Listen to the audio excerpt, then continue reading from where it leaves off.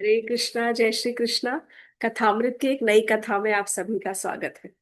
तो ये आषाढ़ का महीना समाप्त हुआ है और श्रावण मास आरंभ हो चुका है। आषाढ़ का महीना जो सिग्निफाई करता है, आषाढ़ एकादशी के लिए सबसे ज्यादा फेमस है। जहां पर महाराष्ट्र से और कई सारे ग्रुप्स ग्रुप्स को वारी बोलते हैं, जो बड़े बड़े ग्रुप्स वारी में बनाकर चलते ग्रुप्स बनाकर चलते हैं। जहां पर अपने संतों की पालकियां लेकर चलते हैं। पालकी के अंदर संतों की प्रतिमा होती है या उनकी पादुकाएं होती हैं, कि जैसे उनको वो तीर्थ कराने ले जा रहे हैं। और अपने गुरुओं के साथ में, अपने झुंड में, अपनी वारी में चलकर और वो सीधा पंढरपुर जाते हैं। पंढरपुर में भगवान विट्ठल के दर्शन करने के लिए। तो ये सबसे पहला प्रश्न ये आता है कि आषाढ़ के महीने में वाई ओनली आषाढ़ी एकादशी, सिर्फ उसी दिन क्यों जाते हैं? और एक कार्तिक एकादशी में सबसे ज्यादा और भीड़ लगती है, इस समय क्यों जाते हैं? विट्ठल का नाम विट्ठल क्यों है? पंढरपुर क्यों कहलाता है? पांडुरंग क्यों कहा गया है? उनके हाथ अपने वेस्ट पर क्यों है? बहुत सारे सवाल हैं, बहुत सारे आंसर्स हैं। Very very beautiful. और कुछ नए दृष्टिकोण के साथ में एक कथा, इस कथा को हम पहले भी सुन चुके हैं, पर एक नए दृष्टिकोण के साथ में, कुछ और एडिशंस के साथ में मैं आपको इस कथा के बारे में बताऊंगी। ॐ अज्ञानतिमिरान्धस्य ज्ञानाञ्जनशलाकया चक्षुरुन्मिलितं येन तस्मै श्रीगुरुवे नमः। वाञ्छकल्पतरुभ्यश्च कृपा सिन्धुभ्य एव च पतितानां पावनेभ्यो वैष्णवेभ्यो नमो नमः। हे कृष्ण करुणा सिंधु दीनबंधु जगतपते गोपेश गोपिका कांत राधा कांत नमोस्तुते। तप्त कांचन गौरांगी राधे वृंदावनेश्वरी वृषभानुसुते देवी प्रणमामि हरि प्रिये। हरे कृष्णा कृष्णा कृष्णा हरे हरे, हरे राम राम राम हरे हरे। तो सबसे पहले तो ये बता दूं कि कथा में इतने सारे नए दृष्टिकोण हैं, और अगर हर एक पहलू को एक्सप्लेन करने लगे और उसमें घुसने लगे तो आधा घंटा कम पड़ेगा। बहुत लंबी कथा है। I will try to just संक्षिप्त में, जितना फास्ट फास्ट फास्ट कह के, लेकिन सब कुछ बताना चाहती हूँ मैं। तो सबसे पहले ये जानेंगे कि ये जो विट्ठल भगवान है, ये दिंडीर वन में रहते हैं, पंढरपुर में। सो फर्स्ट, वारकरी जो है वो आषाढ़ी एकादशी और कार्तिक एकादशी पे ही क्यों जाते हैं सबसे ज्यादा? तो क्योंकि आषाढ़ी एकादशी देवशयनी एकादशी कहलाती है और कार्तिक एकादशी देव उठनी एकादशी कहलाती है। तो सो क्यों, what is the point? Devshayani और देव उठनी एकादशी से क्या होता है? तो सारे के सारे जो वारकरी, जो झुंड में चलते हैं, वारी में चलते हैं, पिलग्रिम्स जिनको हम कहते हैं वारकरी, वो सब जाते हैं अपने संतों की पालकियां ले लेकर, ग्रुप्स में लाखों की तादाद में लोग जाते हैं, ताकि वो देव के सोने से पहले उनके एक आखिरी बार दर्शन कर सके। मंदिर खुला रहता है, पर देव के सोने से पहले एक आखिरी बार उनके दर्शन करके उनकी करुणा की प्राप्ति करना चाहते हैं। और जैसे ही देव उठते हैं कार्तिक एकादशी में, तब सबसे पहले फिर से उनको जाके प्रणाम करना चाहते हैं। तो अब हम ये भी समझेंगे कि ये देव सोते हैं और देव उठते हैं। तो देव सोते और उठते नहीं है, लेकिन भगवान विष्णु जो है उस समय योग निद्रा में चले जाते हैं। अच्छा, तो फिर प्रश्न ये आता है कि योग निद्रा ये 4 महीने के लिए कैसी होती है? तो अगर हम ये देखेंगे कि हमारा जो एक वर्ष है, वो देवताओं का एक दिन होता है। 24 आवर्स ऑफ देवता is equal to 365 days of our human life. तो जब वो अपने 24 घंटे में से भगवान विष्णु 8 घंटे के लिए योग निद्रा में जाते हैं। What is yoga nidra? Not sleeping and dreaming, no, he is in conscious state. वो हमेशा सतर्क है, सब कुछ उनको पता है। केवल आंखें बंद करके और योग निद्रा में, रेस्ट रिलैक्सेशन पोज में जाते हैं। योगा में जब आप जाओगे सीखने के लिए, तो आपको बताते हैं शवासन और योग निद्रा में बहुत फर्क है। शवासन में इंसान एक्चुअली सो जाता है, बट योग निद्रा is a consciously awake state. He's always awake and attentive, but a body is in a restful mode.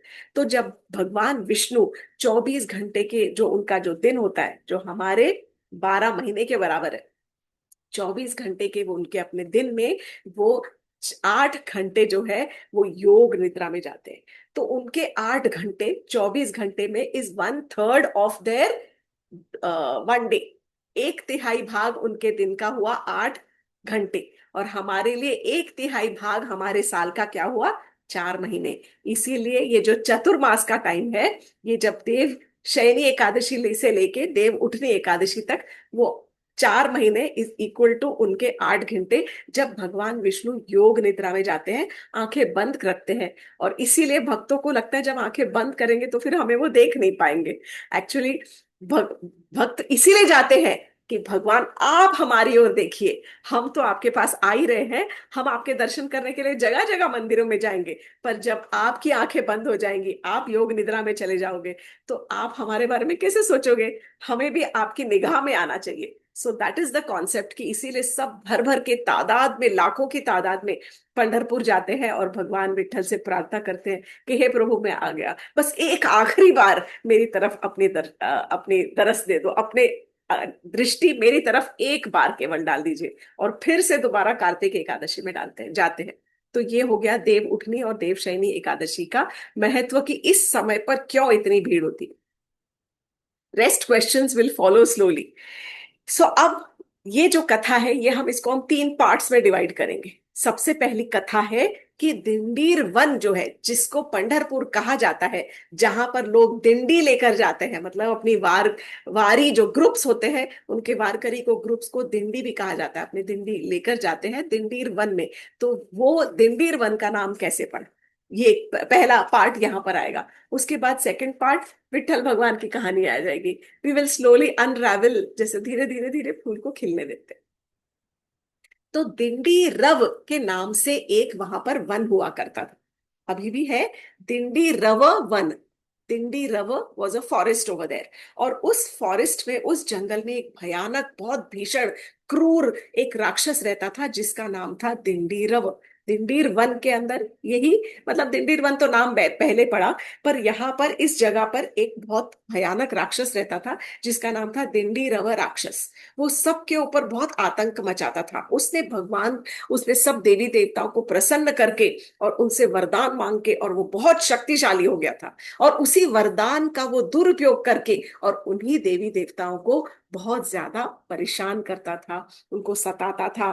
तब जब सारे देवी देवता, तब जब देवता और सब मुनि वहां पर परेशान हो गए, तो उन्होंने देवताओं को प्रार्थना की, और तब सबके सब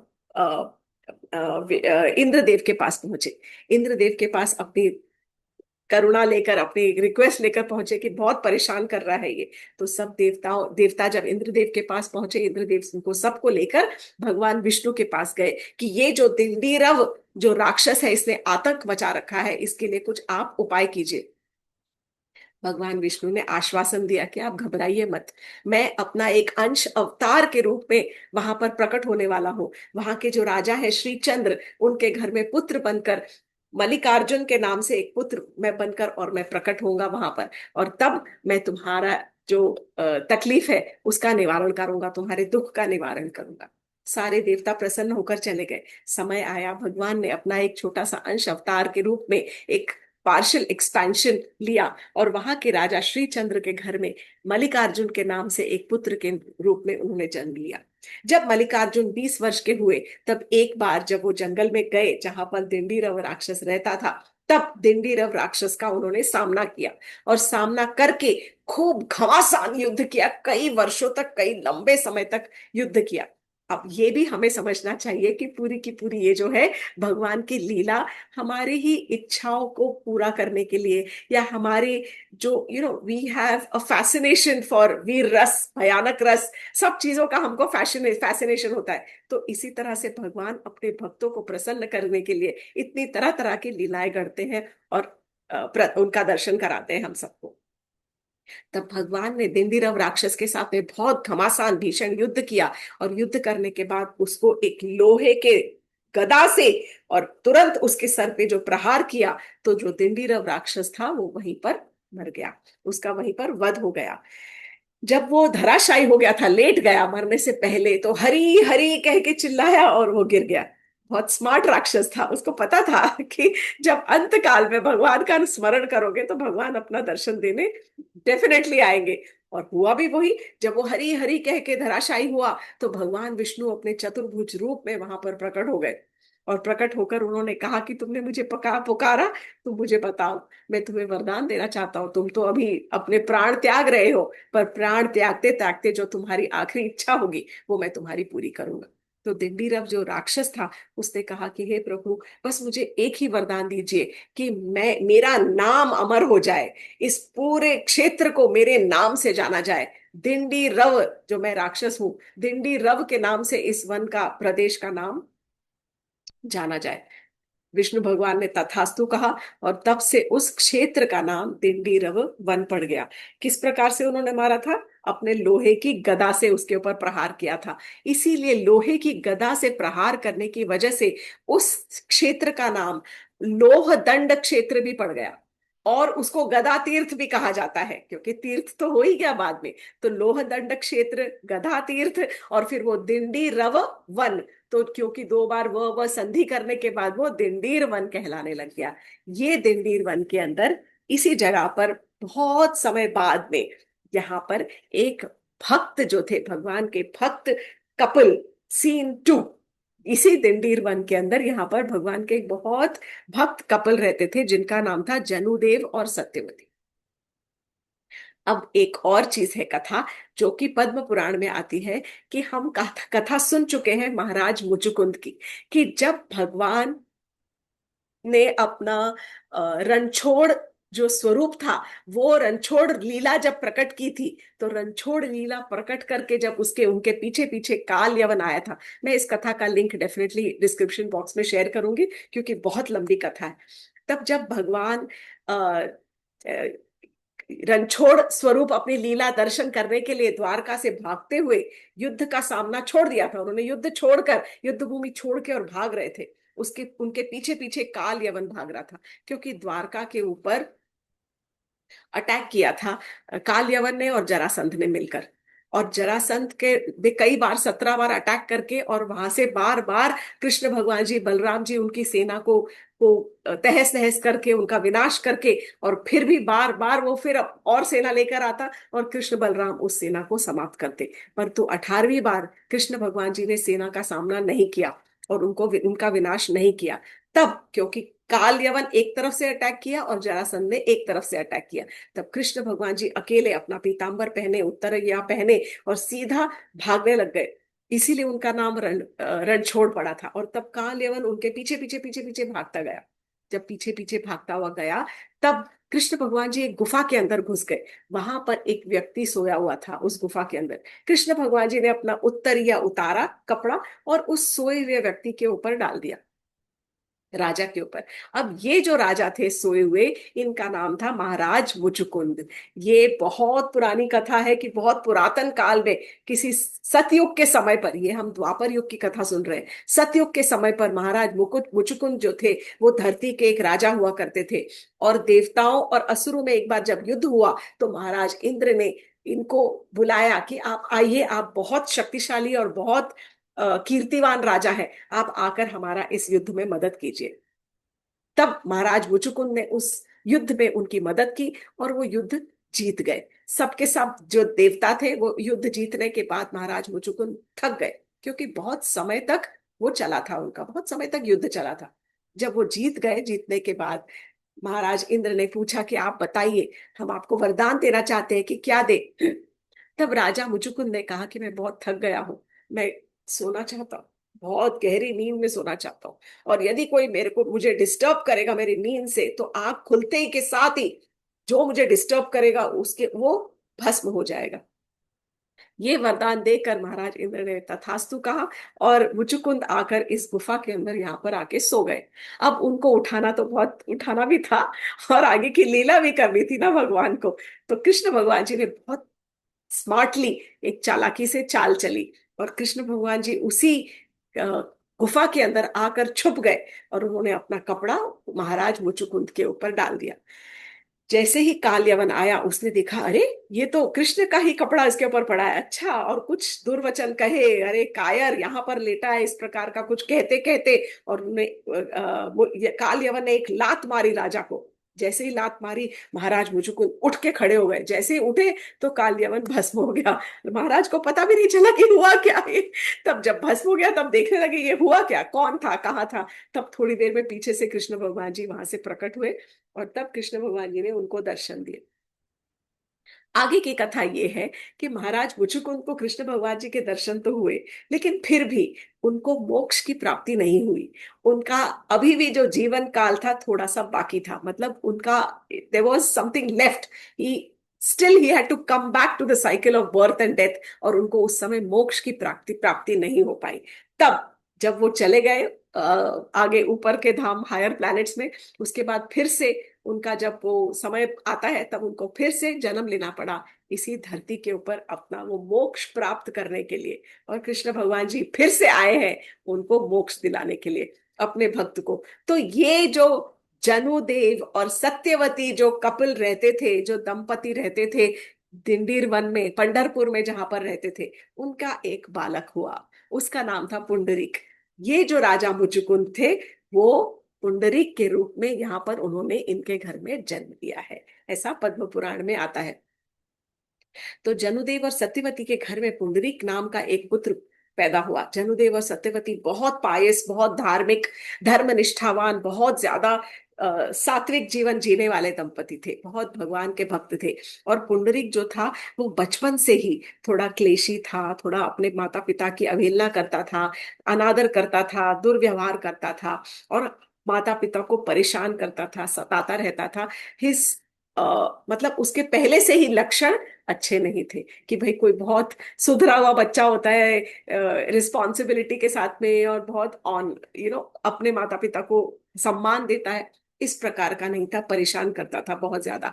माता पिता ने सोचा चलो इसका विवाह कर देते हैं, विवाह के बाद में सारी प्रॉब्लम्स ठीक हो जाती है, उसका विवाह कर दिया गया। परंतु विवाह के बाद प्रॉब्लम डबल हो गई, क्योंकि उसकी पत्नी जो थी वो और ज्यादा अपने सास ससुर के साथ में दुर्व्यवहार करने लग गई और उनका अनादर करती थी।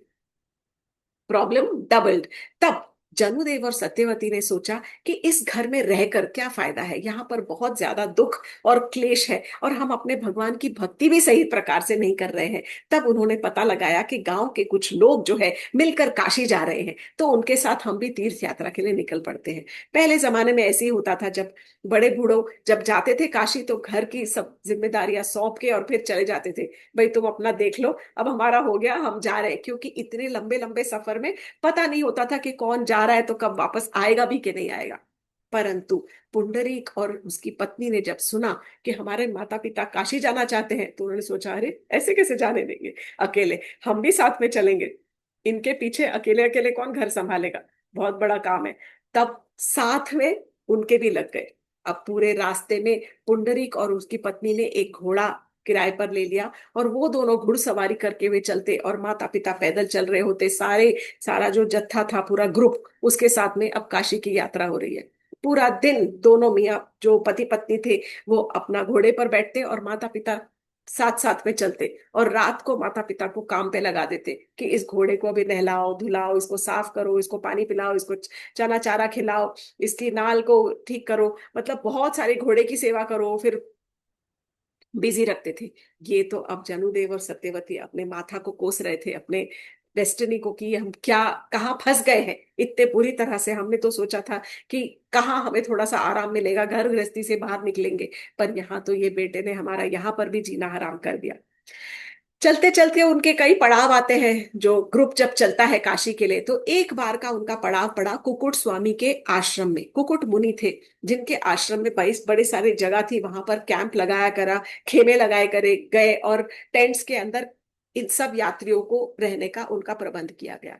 एक रात को जब वहां पर रुके थे, तब उस रात को कुछ कारणवश पुंडरीक को नींद नहीं आई।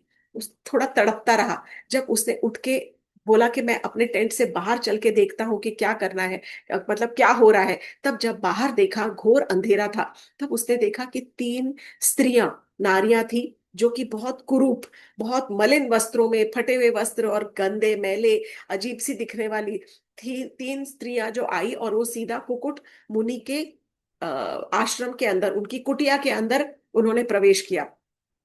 प्रवेश करके और वो अलग अलग प्रकार के कुछ कार्य करने लग गई। कोई उनकी जो कुटिया थी वो बुहारने लग गई, कोई सफाई करने लग गया, कोई उनके वस्त्र धो रहा है, कोई उनके बर्तन धो रहा है, कोई लिपाई पोताई जो गोशा उस गोबर होता है, गोबर से कोई लीपा पोताई कर रहा है। और बहुत सारा थोड़ा बहुत काम करने के बाद में, उसके बाद काम करके वो तीनों जब बाहर निकली तो दे वर ग्लोइंग, ऐसे कि कोई जैसे अप्सराएं हो, कोई देवी हो, गॉडेसेस की तरह। इतना शुभ्र उनके वस्त्र भी एकदम चमकने लग गए और आभूषणों के साथ सुसज्जित, इतनी सुंदर लग के। और वो देवियां चली गई।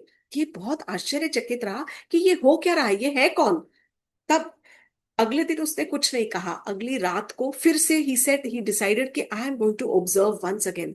अगली रात को फिर से उसने वही ऑब्जर्व किया, और जो उसने देखा तो सेम कथा एग्जैक्टली ऐसा का ऐसा ही वहां पर हो रहा था। तब उसने जाके सीधा वहां पर उन देवियों को ही कन्फ्रंटेड देम और कहा कि प्रणाम देवी, आप मुझे बताइए कि आप कौन है। मैंने तो आपको देखा इतने मलिन वस्त्रों में और किस अजीब सी हालत में आप यहाँ पर आई, और आपने कुछ कुछ यहाँ पर किया, और आप एकदम, आपका रूप भी बदल गया, पूरा स्वरूप बदल के, और आप यहाँ से जा रही हैं। आप हैं कौन। तो देवियों ने कहा तुमको समझ नहीं आएगा, तुम रहने। तो बोले नहीं नहीं, आप बताइए। तो बोले हम गंगा यमुना सरस्वती हैं, हम देवियां हैं।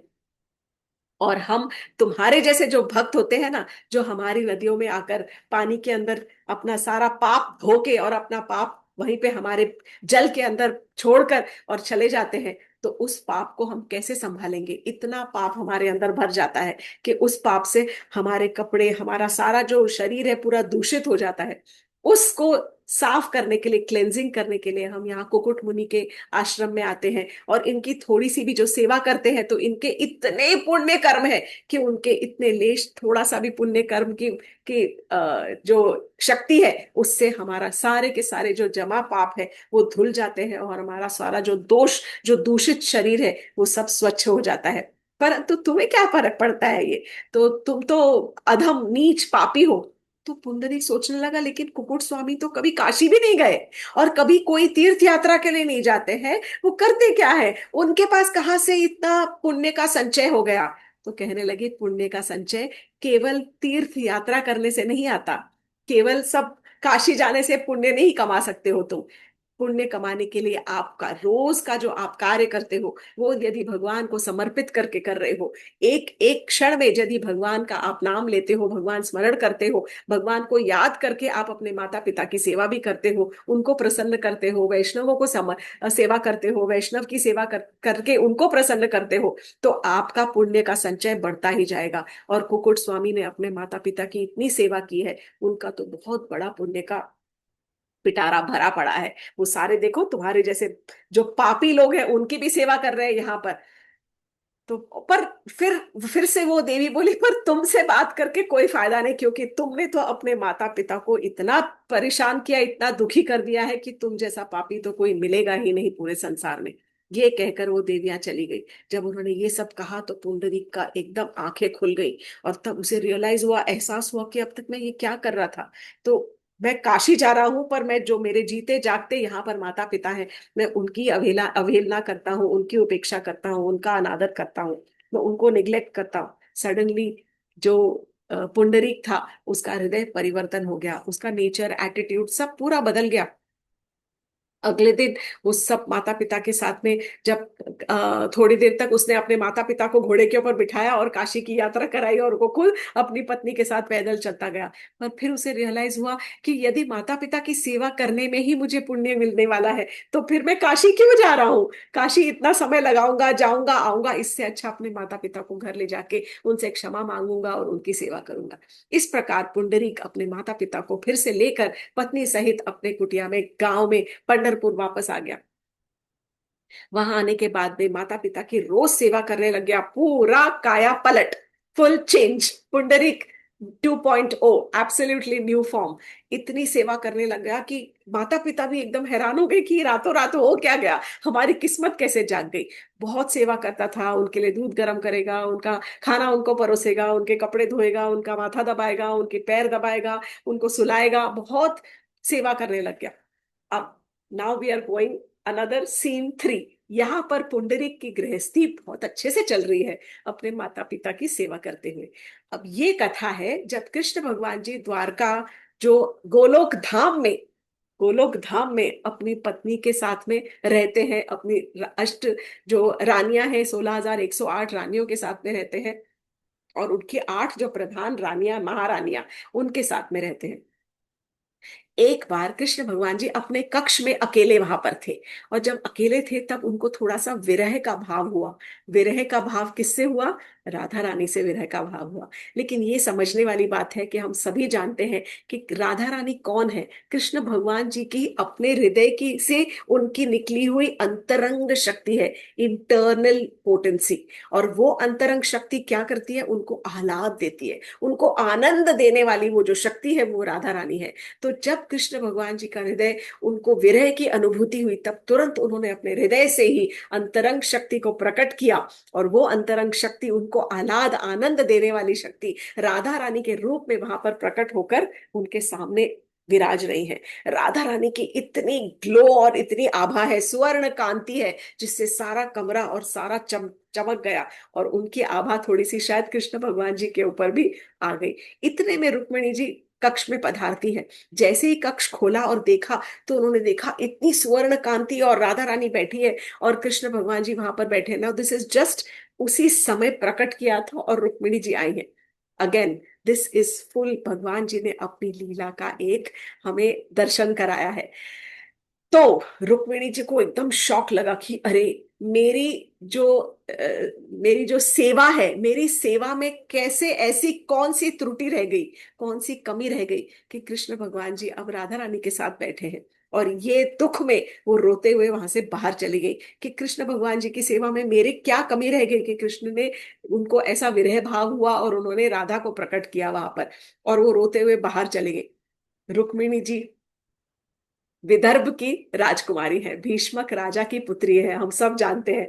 तो जब वो नाराज हो जाती है, तो कोई भी बेटी नाराज हो जाती है तो कहाँ जाती है? अपने पापा के घर में। तो रुक्मिणी जी नाराज हो गई तो वो सीधा महाराष्ट्र में यहाँ पर आ गई, दिंडीरवन के आसपास, मतलब इधर ही विदर्भ के, मतलब विदर्भ तो नहीं है बट इधर आ गई महाराष्ट्र में। अब कृष्ण भगवान जी को रियलाइज हुआ कि अरे, रुक्मिणी जी तो चले गई है, अब उनको भी मनाना जरूरी है। तो तुरंत, वो तो राधा रानी तो अंतरंग शक्ति है, she is non different from Krishna, she is a part of Krishna himself. So Krishna भगवान जी तुरंत वहां से निकले और रुक्मिणी जी के पीछे पीछे पीछे पीछे वो उनको ढूंढते हुए इसी वन के अंदर आ गए। जब वहां पर उन्होंने रुक्मिणी जी को देखा, तो रुक्मिणी जी से वो बात करने लग गए और सुना रहे कि अरे, आप इतना रुष्ट मत होइए। परंतु रुक्मिणी जी कह रही, मुझे आपसे कोई बात नहीं करनी है, I have nothing, I don't want to talk to you at all. तो आप कोई भी सफाई मत दीजिए। तो कृष्ण भगवान जी मनाने के अब का प्रयत्न कर रहे हैं, कोशिश कर रहे हैं, पर रुक्मिणी जी मान ही नहीं रही है, अपना अड़कर एक जगह पर ऐसे खड़ी हुई है कि मुझे नहीं सुनना, मुझे आपसे बात नहीं करनी। तब कृष्ण भगवान जी ने सोचा कि अच्छा ठीक है, तुम रूठी हुई हो, फिर से मैं मनाऊंगा, लेकिन अभी जब मैं इतनी दूर आया ही हूं, तो यहाँ पर हाथ ही हाथ लगे हाथ अपने एक भक्त से भी मिलाऊं। और तब कृष्ण भगवान जी ने रुक्मिणी जी को वहीं छोड़ा और टर्न करके चले गए अपने भक्त पुंडरीक से मिलने के लिए।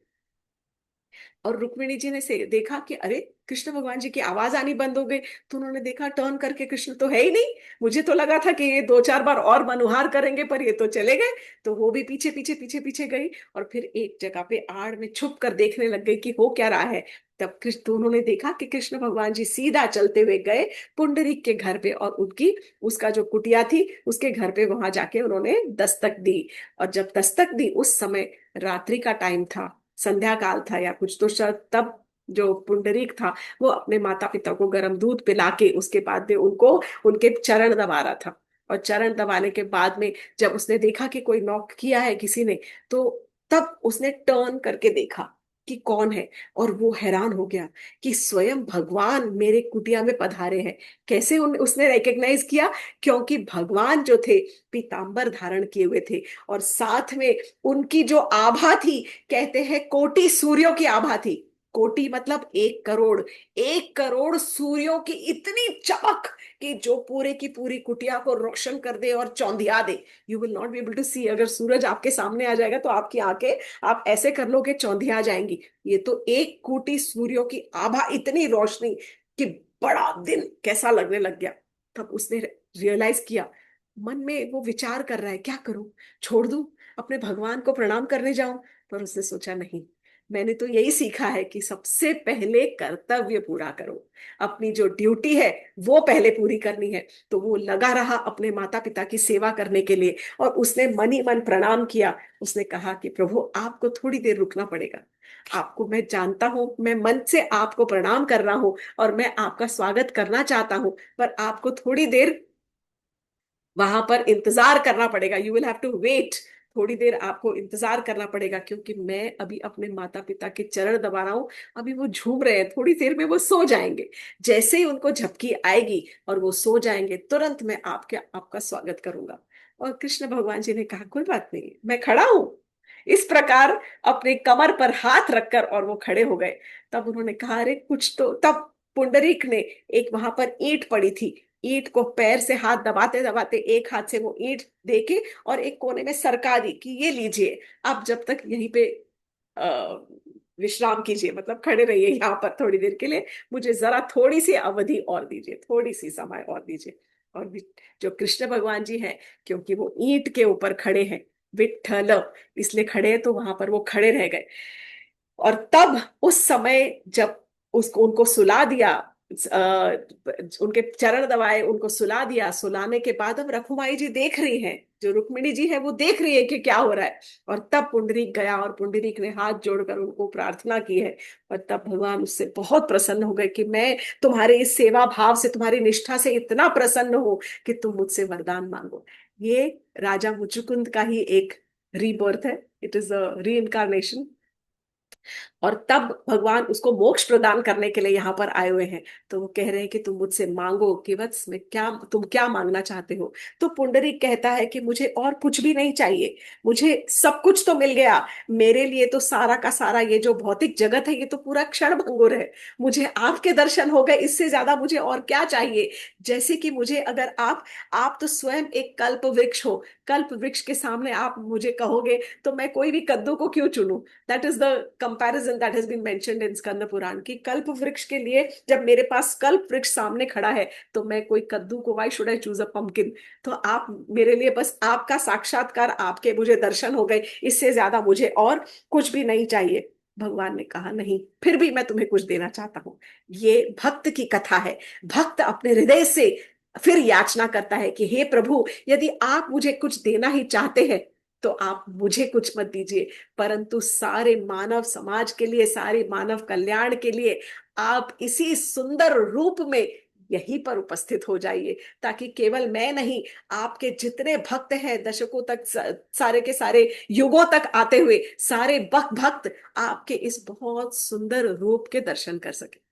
जब हम ये देखते हैं तो सीधा कंपैरिजन जाता है कि वो जो दिंडी राक्षस था, उससे बोला कि मांगो, क्या मांगना चाहते हो। उसने कहा, मैं, मेरे नाम से इस, ये वन प्रख्यात हो, लोग कहते हैं मेरे नाम से अस्पताल रखो, मेरे नाम से धर्मशाला, मेरे नाम से प्याऊ, मेरे नाम से what ever, lot of names of people on banquet halls और सब जगह। लेकिन जो असली भक्त होता है वो अपने लिए नहीं मांगता, वो सारे जन कल्याण के लिए कुछ वरदान मांगता है भगवान से कि हे प्रभु, यदि आप देना ही चाहते तो आपका ये स्वरूप का दर्शन सबको दर्शन हो, केवल मुझे ही क्यों हो। भगवान बहुत प्रसन्न हो गए और भगवान ने अपना वो जो स्वरूप था वो वहीं पर स्वयंभू मूर्ति के रूप में वहां पर छोड़ दिया, और छोड़कर और वो चले गए। और रुक्मिणी जी भी वहां पर, उन्होंने अपना स्वरूप छोड़ दिया थोड़ा सा दूर अलग, और वो भी चली गई। ये कृष्ण भगवान जी की लीला थी। तब उसके बाद पुंडरीक ने उन्हीं विट्ठल भगवान की वहां पर मंदिर की स्थापना की।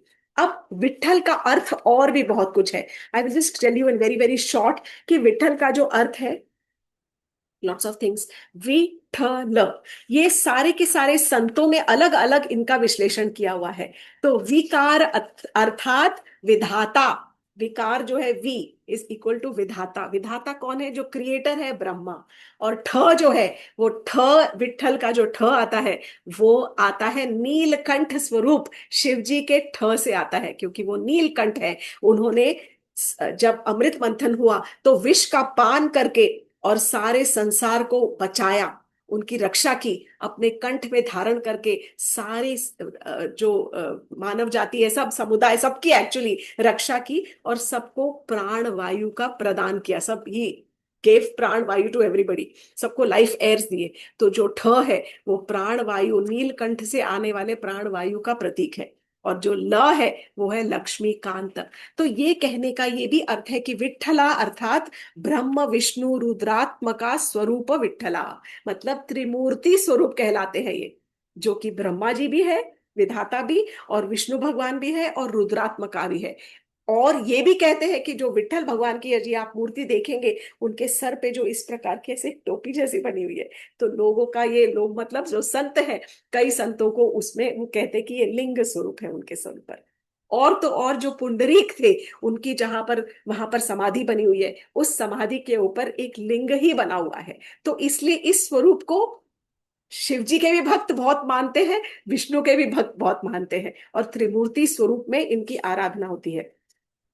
अब एक और बहुत स्पेशल चीज जो ये जो विठल स्वरूप है, उसकी बहुत स्पेशल चीज ये है कि ये स्वरूप किस चीज का प्रतीक है। सारे के सारे जितने स्वरूप है ना, जितने अवतार हुए हैं, जो दशावतार में 10वां अवतार तो अभी हुआ नहीं है, बाकी के जितने अवतार हैं वो एक एक रस का प्रतीक करते हैं। हमें नव रस के बारे में पता है।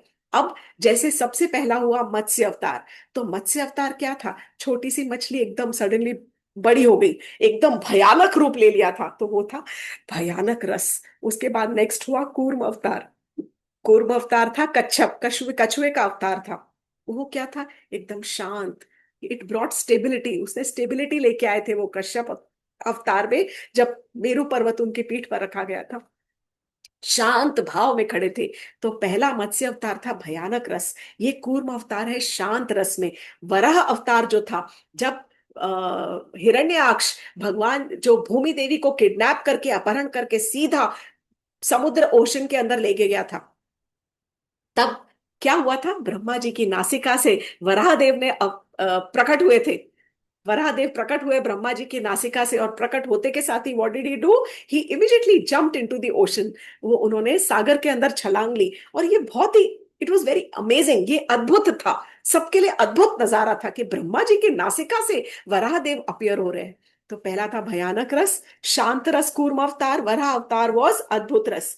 नरसिंह अवतार को देख जब हम याद करते हैं, और जब हम हिरण्यकश्यप का जब देखते हैं कि शरीर का क्या हाल किया था, तो क्या होता है? डिस्गस्ट, दैट इज विभत्स रस। उसके बाद हुए वामन अवतार। वामन अवतार इज एसोसिएटेड विद हास्य रस। किस प्रकार से? We are coming to Vitthal कि वो कौन से रस में है। तो जब वामन अवतार हुए, तो पहले वामन अवतार ने कहा कि मुझे केवल 3 पग भूमि चाहिए। तो बलि महाराज हंसने लगे, अच्छा 3 पग भूमि चाहिए? तो वामन अवतार ने कहा हाँ ठीक है, बस उतनी ही चाहिए। फिर उन्होंने एक पग लिया, फिर दूसरे पग में सारे ब्रह्मांड पूरा का पूरा नाप लिया, और तब तब उन्होंने बलि जो महाराज थे वो एकदम, he was aghast, he was shocked कि अब क्या करे।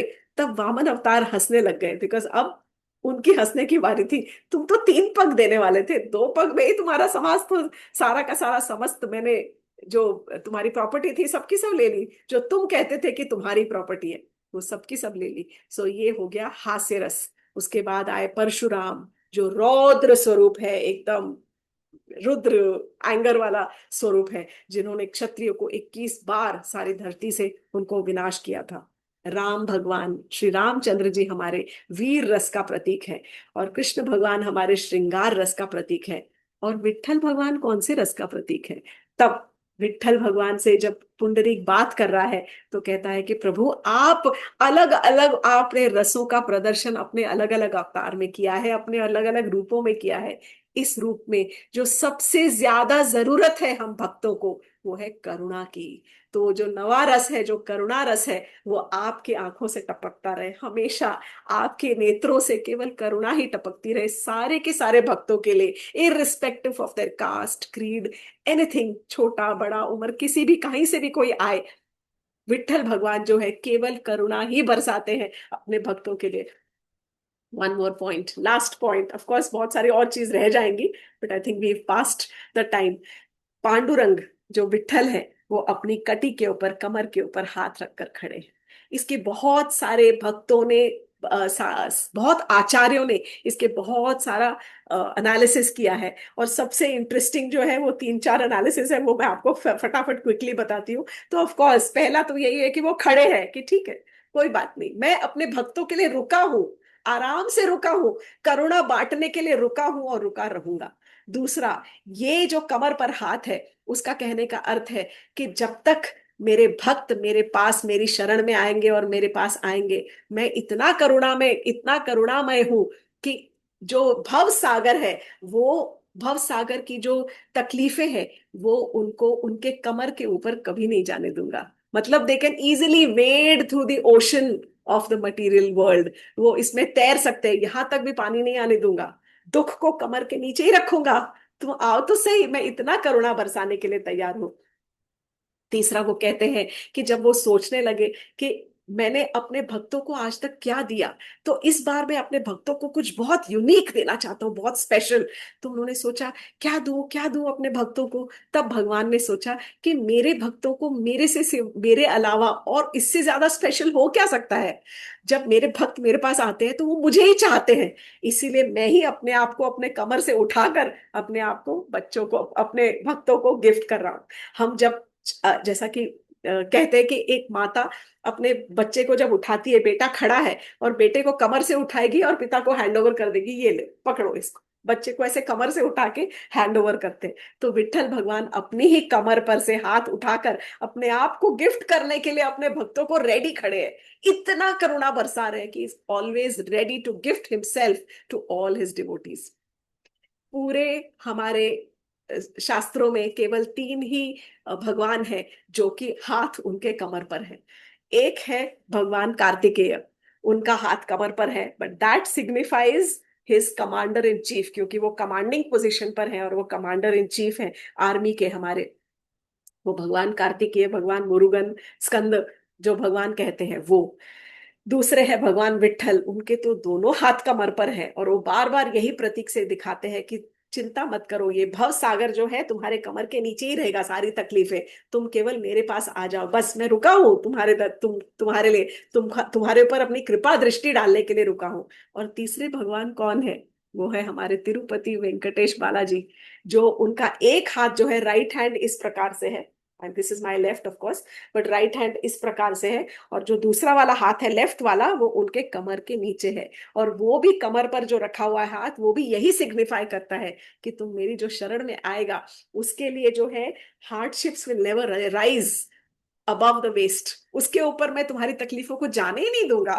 तो चिंता ही मत करना, तुम मुझे याद करते रहो, बस मेरा स्मरण करते रहो, और मैं अपनी करुणा की दृष्टि हमेशा आपके ऊपर बरसाता रहूंगा। One more let before I forget, भगवान को विट्ठल कहा जाता है, पांडुरंग कहा जाता है। तो पांडुरंग क्यों कहा जाता है? पांडु अर्थात पांडरा, सफेद, महाराष्ट्र में सफेद, रंग अर्थात कलर। लेकिन भगवान तो काले हैं, वो तो सफेद है ही नहीं। तो इसकी है कि जब भगवान अपने कक्ष में बैठे थे और उन्होंने जब राधा रानी को प्रकट किया, और राधा रानी की स्वर्ण कांति जब उनके ऊपर छटा फैली, तो कृष्ण भगवान जी भी पांडरे हो गए, सफेद हो गए, एकदम सुनहरे, एक्चुअली ग्लो से कवर हो गए। That is why he is known as Pandurang. दूसरा, कि जब वो पीछे पीछे रुक्मिणी जी के वहां से भागते हुए आए हैं, गोलोक धाम से जब भागते हुए यहाँ पर आए हैं, यहाँ इधर पंढरपुर में, तब यहाँ पर आते आते जितनी धूल मिट्टी से सब सन गए, इतनी धूल मिट्टी उड़ रही थी, गोरज उड़ रही थी, और गोरज की धूली से उड़ते हुए जब सारे के सारे सन गए, तो रज से उनका सारा शरीर सफेद हो गया। So these are all different versions of the name, but by and large मैंने भगवान विट्ठल की कथा को थोड़ा संक्षिप्त में सुनाने का प्रयत्न किया है। बहुत सारी चीजें नई है, और मुझे सबसे ज्यादा फेवरेट जो लगी वो ये थी कि उन्होंने अपने कमर पे इतने प्रेम से हाथ रखा हुआ है, करुणा रस बरसा रहे हैं सबके ऊपर, अपने भक्तों की वेट कर रहे हैं। तुम आषाढ़ी एकादशी नहीं आ सकते, कोई बात नहीं, तुम कार्तिक एकादशी आ सकते, कोई बात नहीं। भगवान तो कहते हैं कि दिन में हर एक जो आप कार्य करते हो वो मुझे अर्पित कर कर, मुझे मेरा स्मरण करके, और जो भी आप अर्पित करते हो, तो अपने घर को ही आप पंढरपुर बना रहे हो, अपने घर को ही वृंदावन बना रहे हो, अपने हृदय को वृंदावन बनाकर आप मुझे उसमें बिठा लो। आज की कथा को हम यहीं विराम देंगे। जय Hari Vitthal, Shri Hari Vitthal. Thank you very much for joining with Kathamrit. Thank you so much. Hare Krishna, Jai Shri Krishna.